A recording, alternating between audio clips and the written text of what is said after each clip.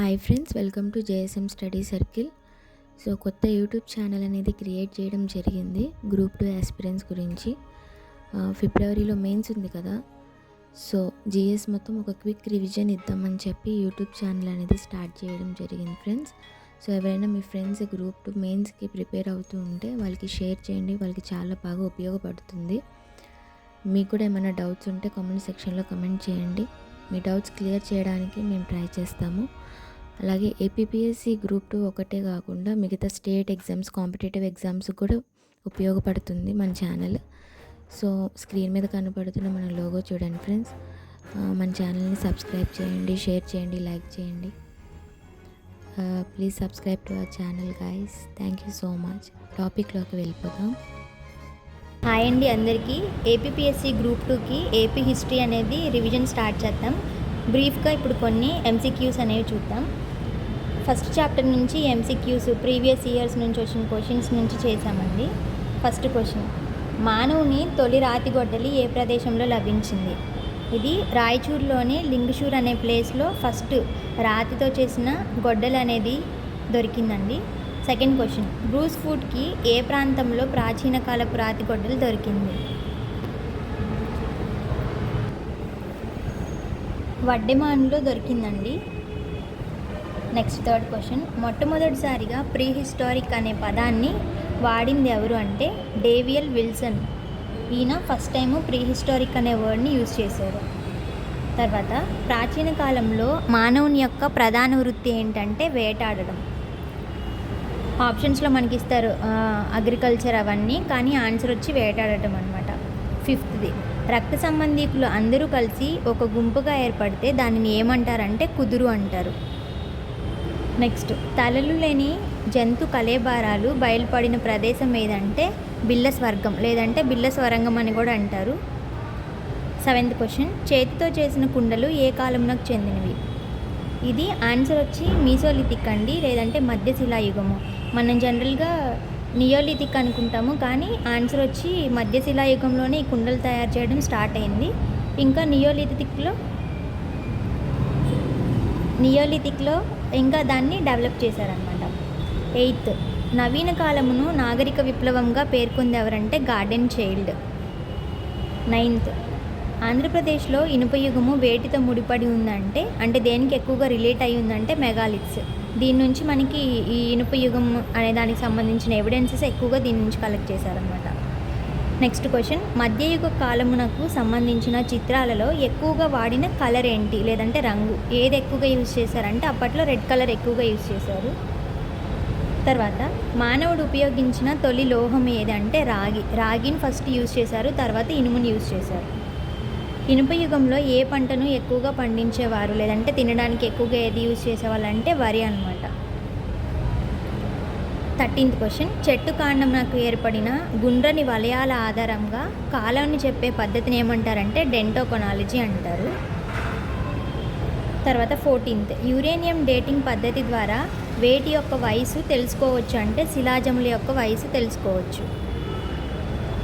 దీన్నే carbon dating అని కూడా అంటారు. ఇప్పుడు మ్యాచ్ ది ఫాలోయింగ్లో ఇవి ఎక్కువగా ఇంపార్టెంట్ అండి. దీంట్లో ఇది ఫస్ట్ ఏ ప్లేస్లో పరిశోధన చేశారు, ఇది వచ్చి పరిశోధన చేసిన వ్యక్తి ఎవరు, ఆర్కియాలజిస్ట్ ఎవరు అని. ప్రకాశం జిల్లా గుండ్లకమ్మ నది దగ్గర పరిశోధనలు జరిపిన వాళ్ళు ఐజాక్. ఈ ప్రకాశం జిల్లా మీదే మనకి 2 క్వశ్చన్స్ ఉన్నాయి మీరు అబ్జర్వ్ చేస్తే. ఇది ప్రకాశం జిల్లా పాలేరుకు సంబంధించి, ఇక్కడ విఎంఎం రావు చేశారు. మనకి గుండ్లకమ్మ అనేదేమో ఐజాక్, పాలేరు దగ్గర ఏమో విఎంఎం రావు. ఈ రెండింటిని కొంచెం గుర్తుపెట్టుకోవాలి. తర్వాత చిత్తూరు జిల్లా రాళ్లవాగు దగ్గర పరిశోధన చేసింది కృష్ణమూర్తి. తిమ్మారెడ్డి ఈయన వచ్చేసరికి సగిలేరు లోయ కడప డిస్టిక్లో పరిశోధన చేశారనమాట. తర్వాత తిరుపతిలో వచ్చేసరికి జాకబ్ జయరాజు అనే ఆయన. ఇది మ్యాచ్ ది ఫాలోయింగ్లో ఎక్కువ ఇస్తూ ఉంటారండి, అన్నీ ఇవ్వకపోయినా ఒక 2-3 అన్న ఇస్తారు. నెక్స్ట్ బాక్స్ వచ్చేసరికి ఏ ప్లేసెస్లో దొరికిన వాటిని లేదంటే టూల్స్ని ఏమంటారు అని. నదులు, వాగులు మొదలైన ప్రాంతాలలో లభించిన రాతితో చేసిన పరికరాలని సోహానియన్ అని అంటారు, సోహానియన్ పరికరాలు అని అంటారు. వాటర్ బాడీస్ దగ్గర ఏమైతే చిన్న చిన్న టూల్స్ దొరికినాయో వాటిని సోహానియన్స్ అంటారు. ఇంకా మిగిలిన రిమైనింగ్ ప్లేసెస్లో ఎక్కడ దొరికిన వాటిని అషూలియన్స్ అని అంటారు అన్నమాట. తర్వాత ప్రాచీన పూర్వయుగంలో పరికరాలను ఏమంటారంటే ఎక్కువగా పెబుల్ టూల్స్ అంటారు, ఎందుకంటే వాళ్ళు దాని నుంచే టూల్స్ని తయారు చేశారు కాబట్టి పెబుల్ టూల్స్ అని అంటారు. ఓకే, ఇవి ప్రీవియస్ క్వశ్చన్స్ అనమాట, బిట్స్. నెక్స్ట్, బ్రహ్మలిపిలో రాతలు లభించిన ప్రదేశము కేతవరం ప్లేస్లో బ్రహ్మీ స్క్రిప్ట్లో రాసిన రాతలు అనేవి లభించినాయి అనమాట. ఓకేనా. తర్వాత కుండలో శిశువు యొక్క కళేబరము అంటే సమాధి అనేది దొరికింది గండ్లూరులో ఒక కుండలో చిన్నపిల్లలు చనిపోతే వాళ్ళని ఒక కుండలో పెట్టి బరీ చేసిన ఆనవాళ్ళు దొరికినాయి అనమాట. అది ఎక్కడంటే గండ్లూరు. ఇది చాలాసార్లు వచ్చిందనమాట, ఇప్పటికీ క్వశ్చన్ చాలా ఇంపార్టెంట్. నవీన శిలాయుగము ప్రారంభమైన ప్రదేశం ఎక్కడ అనంటే రాయచూర్. ఫస్ట్ ఈ ప్లేస్లో ఈ నవీన శిలాయుగం అనేది స్టార్ట్ అయిందంట. వ్యవసాయము, పశువులను పెంచడం, కుమ్మరి యొక్క సారె అంటే చక్రం తయారు చేస్తాం కదా, కుండలు తయారు చేసేది, అవి ఇవన్నీ ఏ యుగానికి సంబంధించినవి అంటే నవీన శిలాయుగానికి అంటే నియోలిథిక్ పీరియడ్కి సంబంధించింది. తర్వాత రాక్షస గూళ్ళు అనగా అర్థం ఏంటంటే పెద్ద రాళ్ళు అని. ఓకే. తర్వాత స్త్రీ పురుషులు ఇద్దరిని కలిపి ఒకే సమాధిలో చేసిన సమాధి ఎక్కడ దొరికిందంటే ఏలేశ్వరం అనే ప్రదేశంలో ఇద్దరిని కలిపి ఒకే దాంట్లో సమాధి చేశారు, అది మనకు దొరికిందన్నమాట. ఇప్పుడు ఈ బాక్స్ వచ్చేసరికి ఇంపార్టెంట్వి కొన్ని రకాల సమాధులు అనేవి ఆంధ్రప్రదేశ్లో దొరికినాయండి. అవి మ్యాచ్ ది ఫాలోయింగ్లో ఇస్తున్నాడు ఎక్కువ. అయితే ఈ సమాధిలో కొన్ని రకాలు ఉన్నాయి. అవేంటంటే బండరాళ్ళు లేదంటే గ్రానైట్ దాంతో తయారు చేసిన శవపేటిక చేసి దాన్ని భూమిలో పాతిపెడతారనమాట. అలాంటి దానికి సమాధి పైన ఉన్న రాయికి ఒక రంధ్రం అనేది ఉంటుంది, దాన్ని సిస్ట్ రకం అంటారనమాట. ఇది సిస్ట్ టైప్ ఆఫ్ బరియల్స్ అనమాట ఇది ఒకసారి మీరు ఇక్కడ పిక్చర్ చూస్తే ఇట్లా ఒక రంధ్రం అనేది పైన ఉంటుంది అనమాట. ఇది సమాధి లోపల పెడతారు, భూమి లోపల పెడతారు డెడ్ బాడీని, ఈ పైన ఏమో రాళ్ళతో కప్పుతారు, దీనికేమో పైన రంధ్రం అనేది ఉంటుంది. ఇది ఫస్ట్ టైప్ సిస్ట్. నెక్స్ట్ వచ్చి భూమి పైన ఉంచుతారు సమాధి, డెడ్ బాడీ ఏదైతే ఉందో దాన్ని భూమి పైన ఉంచి దానిపైన టన్నుల బరువైన రాళ్లతో కప్పుతారు.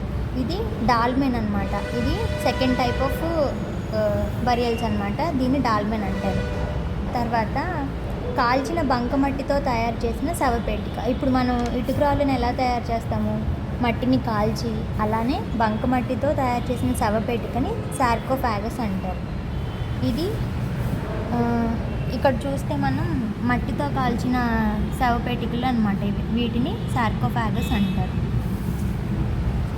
తర్వాత చనిపోయినప్పుడు దాన్ని అంటే డెడ్ బాడీని లోపల పెట్టి పూజ చేసి పైన శిలాస్తంభాలు అనేవి నిలుపుతారనమాట, దాన్ని మెన్హిర్ అంటారు. శిలాస్తంభాలు నిలపడాన్ని మెన్హిర్ అంటారు. ఇది ఒకసారి మనం టెక్స్ట్ బుక్లో చూద్దాం. మెన్హిర్ అంటే ఇలా ఉంటుందండి, ఇలా శిలాస్తంభాలను నిలుపుతారు పైన, ఈ కింద డెడ్ బాడీ అనేది ఉంటుంది.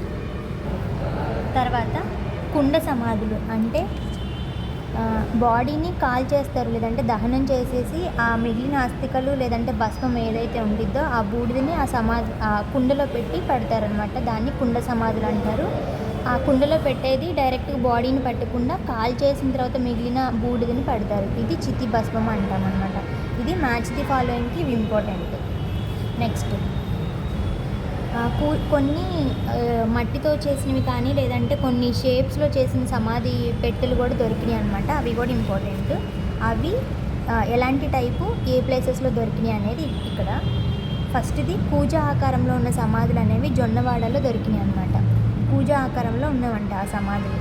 తర్వాత గొర్రె ఆకారంలో ఉన్న సమాధులు, ఇది కొంచెం గొర్రెలా ఊహించుకోండి, గొర్రె ఆకారంలో ఉన్న సమాధులు కర్నూలు డిస్టిక్లో దొరికినాయి, శంఖవరం అనే గ్రామంలో దొరికినాయి అనమాట, ఈ విలేజ్లో.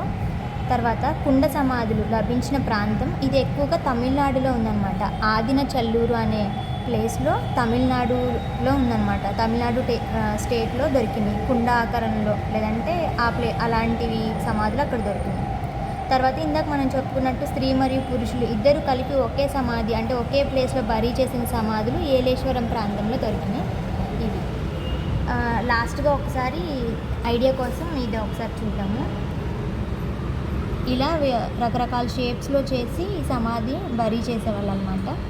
ఇది ఓకే అండి, థ్యాంక్ యూ. ఇది మీకు రిఫరెన్స్ కోసం ఒకసారి క్విక్ రివిజన్ కోసం ఉపయోగపడుతుంది. Thank you so much.